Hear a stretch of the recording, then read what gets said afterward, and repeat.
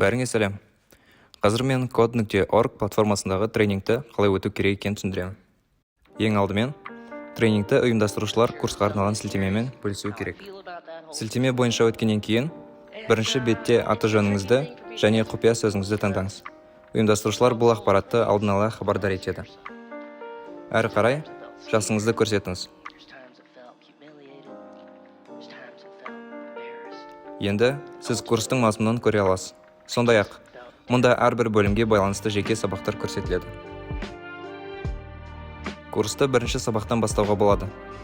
Әр сабақтың алдында тапсырманың мәнін түсіндіретін және оны орындау бойынша кеңестер беретін бейне нұсқа көрсетіледі.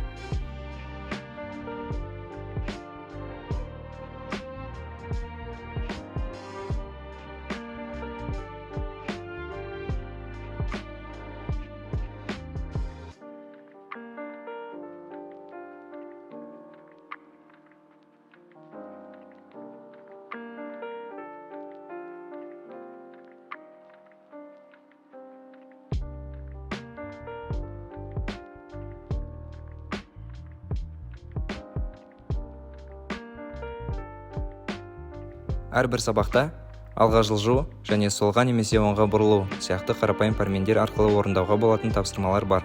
Мысалы, бұл тапсырмада құс екі ұяшық алға жылжу арқылы мақсатына жету керек.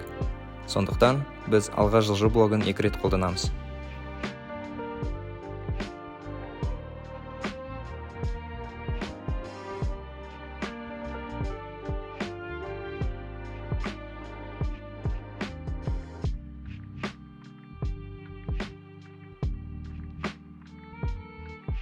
Экранның оң жағында кодты құруға болатын ақ жұмыс кеңістігі бар.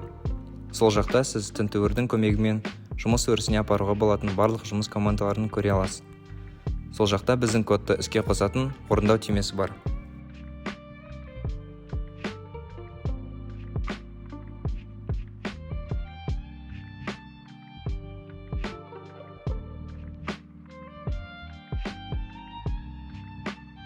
Мына бетте курстың мазмұнын және аяқталған сабақтарды көруге болады.